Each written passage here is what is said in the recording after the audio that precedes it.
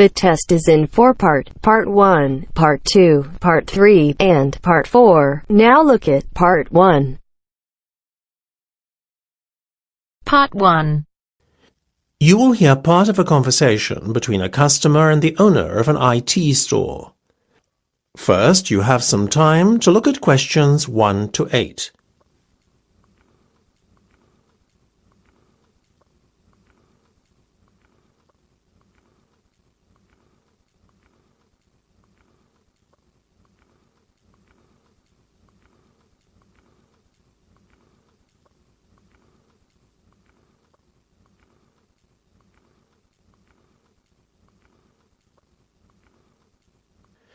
You should answer the questions as you listen, because you will not hear the recording a second time. Listen carefully and answer questions 1 to 8.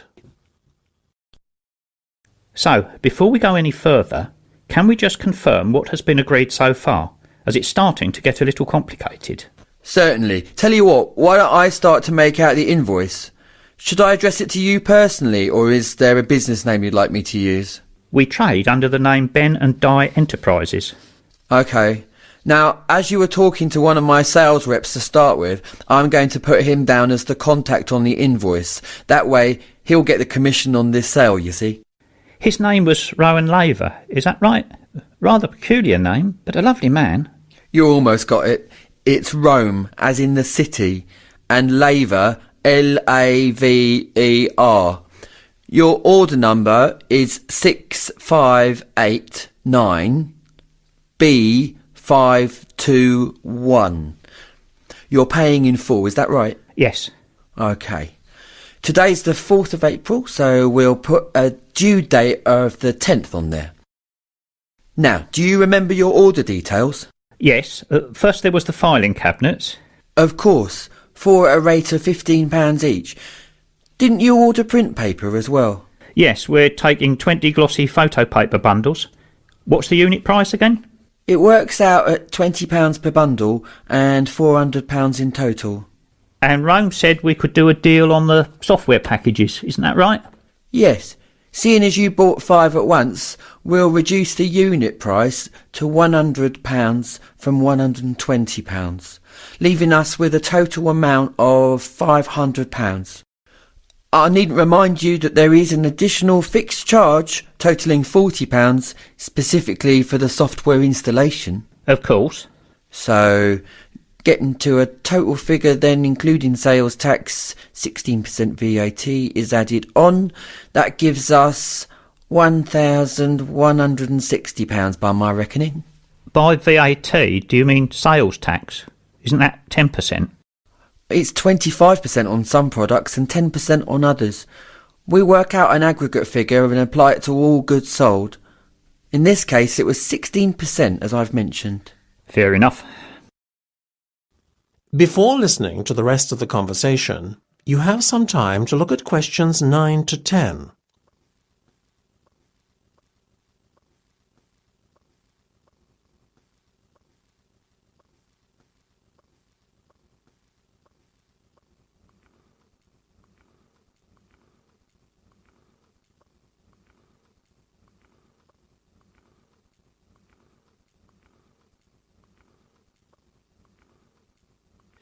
Now listen and answer questions 9 to 10. Listen, I know the due date isn't for a week, but do you mind if I write you out a cheque today? Not at all. You can make it out to me, Michael McCloskey. How do you spell that then? What, McCloskey? It's capital M C, capital C, Loskey. Got it. And how much should I make it out for in total? £1,500, please. £1,500? Yes, that's including my consultancy service fees. Oh, I almost forgot about that. Let me make a note here on the cheque. Includes consultancy fees. Now we're almost done. That is the end of Part 1. You now have half a minute to check your answers.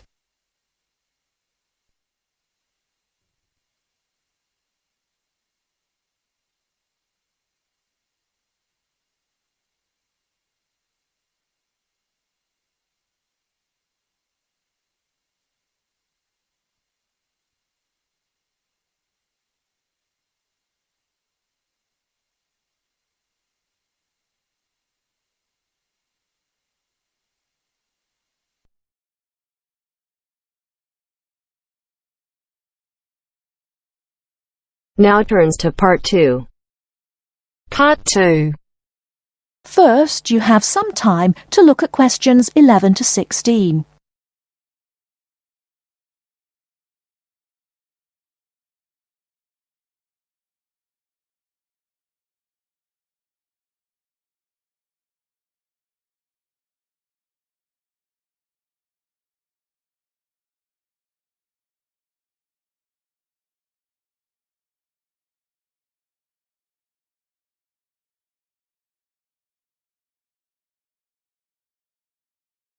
Now, listen carefully and answer questions 11 to 16. Hello, Sue. Fancy meeting you here. It is Sue Johnson, isn't it? Oh, hi, Jill. Must be ages since we've seen each other. What a surprise. How are you? Yes, well, I'm fine. I just got back from 2 years teaching in Hong Kong, actually. Oh, I thought you'd gone into computing or nursing. No, I ended up being a teacher after all. And how about you? Oh, fine. Things are going quite well, in fact. So, what have you been up to over the last 3 years? Working, studying, you know, the usual things. Oh, and I got married last year. Congratulations. Anyone I know? Yeah, you might remember him from our college days. Do you remember Jerry? Jerry Fox? Jerry? Was he the one with the dark hair and beard? No, that was Sam. No, Jerry's got blonde hair and glasses. He's pretty tall. Well, we got married, finally. Great. And where did the wedding take place? Was it here in London? No, in the end, we decided to get married in Scotland. Jerry's parents lived there, so we were married in the small village church with the mountains in the background. Fabulous. Have you got any pictures? Well, funny you should ask. I have actually got a couple here. They're a bit battered because I've been carrying them around in my bag. Oh, never mind. Let's have a look. Oh, don't you look wonderful? Who are those people behind you? Oh, that's my older sister, Clara. Oh, she looks like you. Do you think so? Everyone says that, but we can't see it. Is she married now? Yes, and she's got 3 children, a girl and twin boys as well. Wow, imagine having twins. Look, why don't we have dinner together and catch up on a few things? Would you like to come over one evening? Oh, that would be lovely. What about next Friday evening? Fine. What time? Shall I come over about 8 o'clock? Oh, come about 7:30. I'm usually home around 6:30, so that'd give me plenty of time to get dinner ready. Oh, fine. And, one last thing. Where do you live? What's the address? Oh, good thinking. Here's my card. The address is on the back. We've got a flat in an old house. We live on the 3rd floor of a large old house. The house has been converted into flats, so when you arrive, you'll need to press the bell second from the top. The bell second from the top, okay? There's a little intercom arrangement, so I can let you in. Right, okay, see you on Friday then.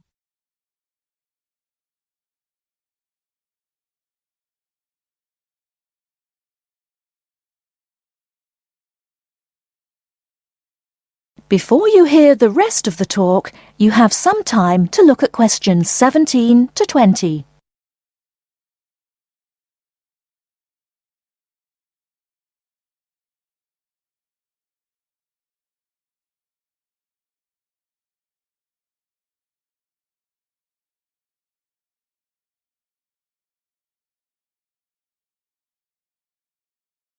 Now listen and answer questions 17 to 20. Welcome, Jill. This is my husband, Jerry. Jerry, this is Jill. Hi, Jill. Nice to meet you. Hi, Jerry. Well, let's come in and take a seat. Sue told me that you've just returned from Hong Kong. Was it a pleasant trip? What kind of city is it? Oh, well, Hong Kong enjoys a reputation for the flourishing business.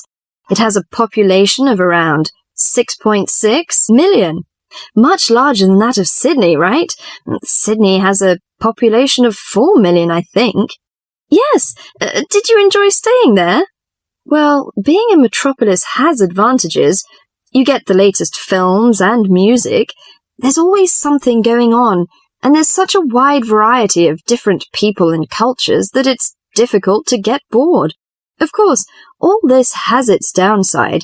The cost of living is very expensive, and most people cannot afford to go out very often.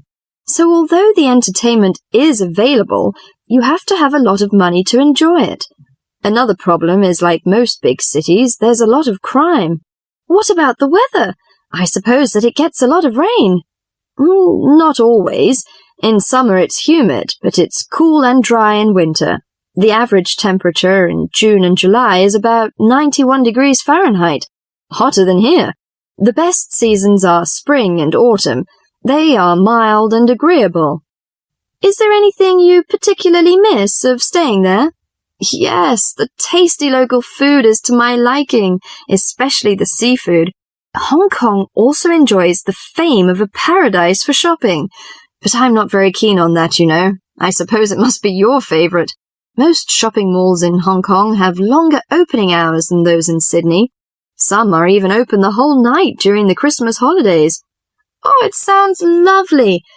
I hope I have a chance to travel there. And I can be your tour guide. Yes, that's great.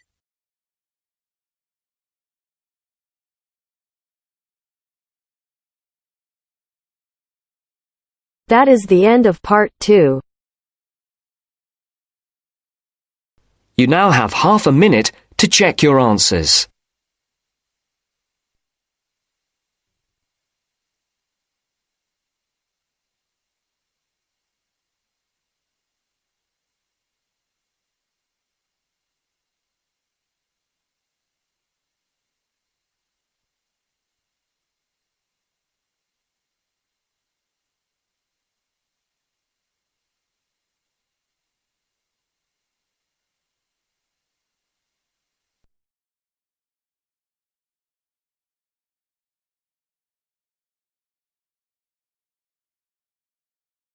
Now turns to part 3.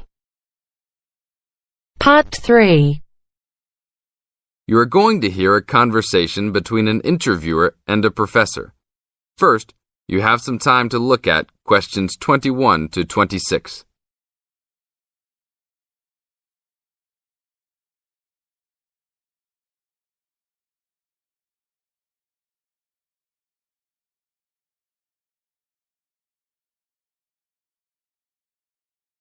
Now listen to the tape and answer questions 21 to 26.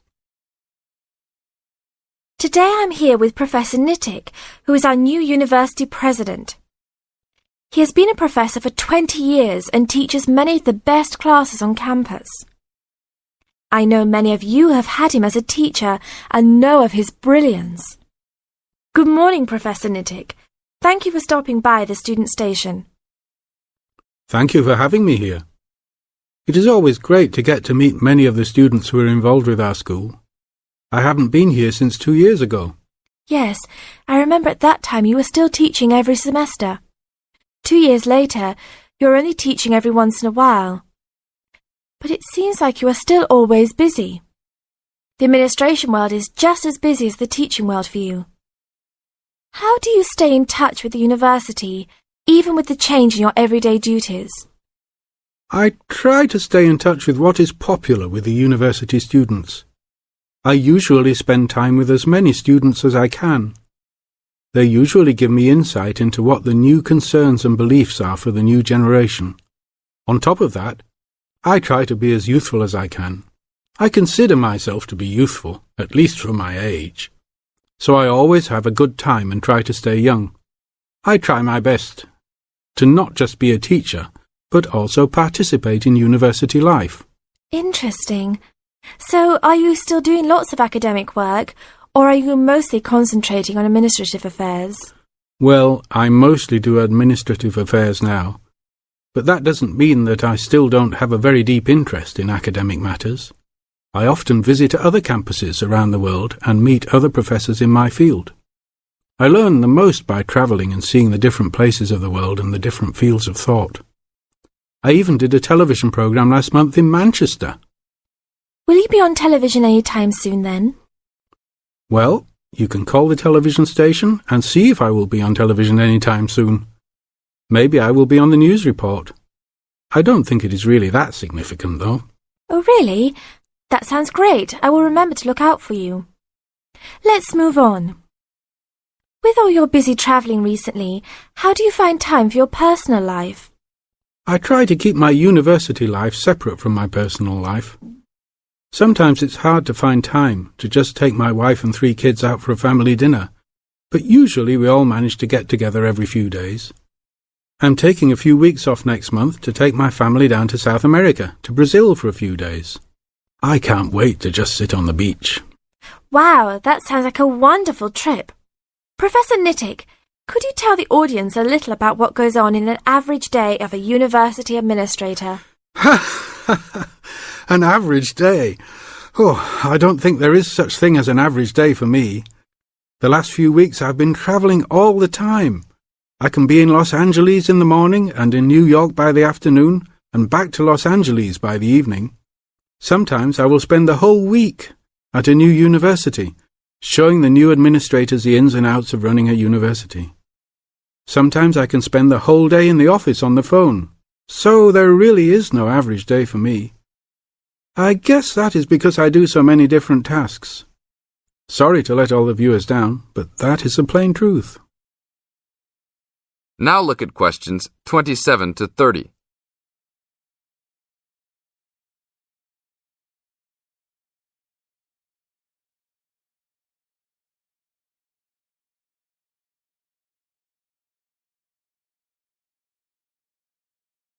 Now listen to the tape and answer questions 27 to 30. Well, I guess I can sum it up for them. You are a busy man. That is probably a good description. So, are there any immediate plans for the coming few weeks? Well, I'm in Los Angeles for the next 2 days, and then I fly to Colorado to meet a new prospective professor for our university. I will be in Colorado for about a week. Then I go to Japan for the next 10 days to meet with our university branch in Japan about record sales there. After that, I return to Los Angeles for a week, just in time for the graduation of the class of 2001. There you have it, my next month's schedule. Thank you very much, Professor Nittick. I always enjoy having you on our show. We hope to have you back on our show next time.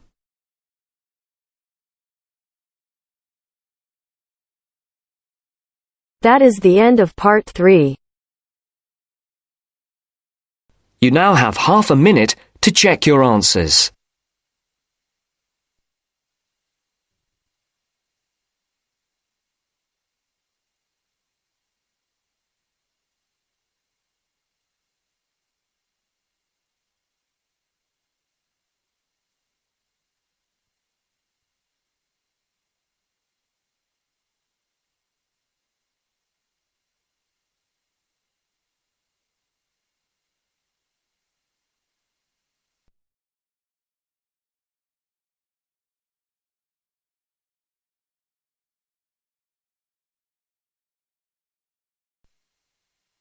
Now turns to part 4. Part 4. You are going to hear a conversation about using recorded delivery and registered post. First, you have some time to look at questions 31 to 40.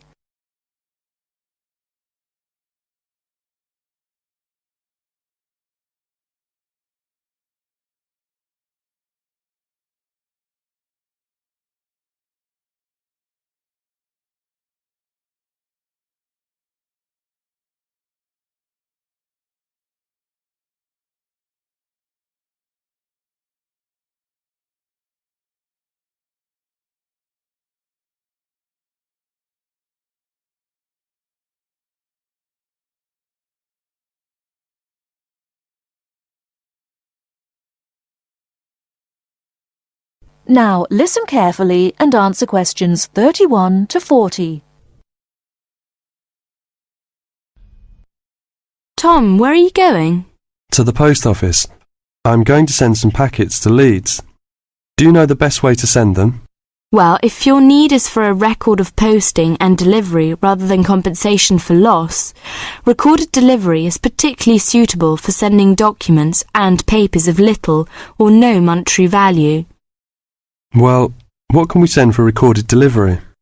All kinds of inland postal packets except parcels, airway and railway letters and parcels.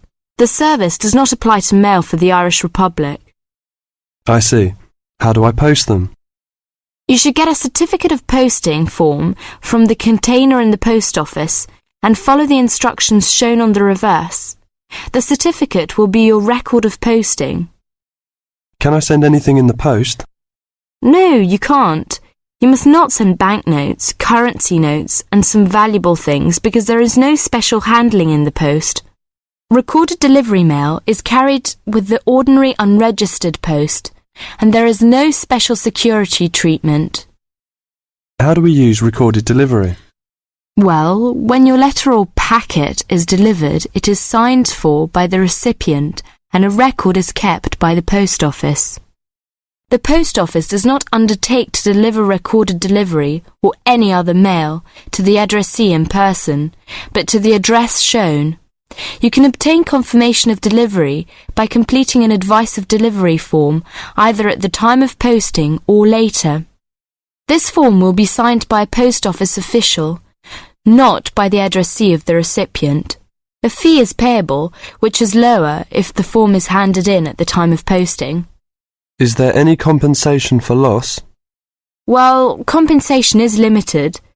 Compensation may be paid for loss or damage, but will not be paid for money or any other inadmissible item. If you want a speedy service for articles of value with extra security of handling en route, and wish to have compensation in the event of loss or damage, you should use registered post. What can we send if we use registered post? Any first-class letter or packet, except airway letter or railway letter. How do we post? What should we do?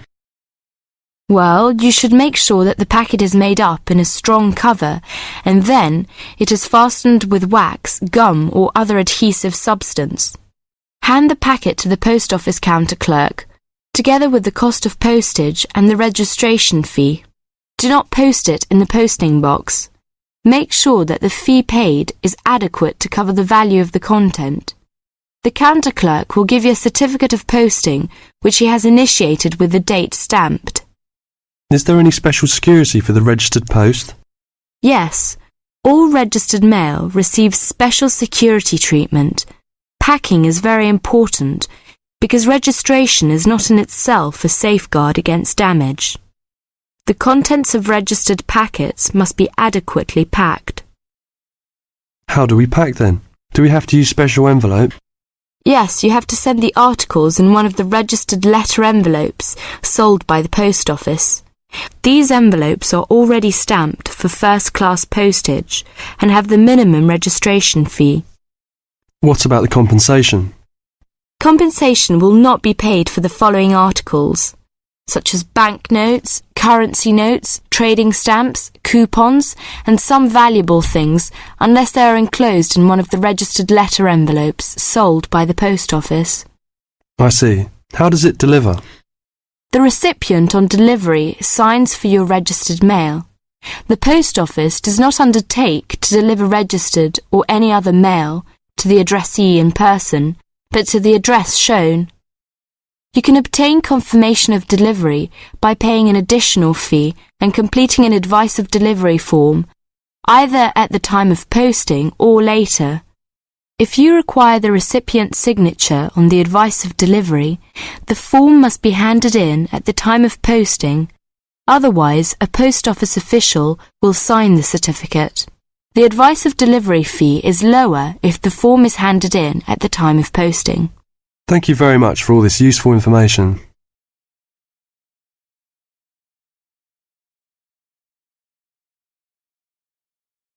That is the end of part 4. You now have half a minute to check your answers.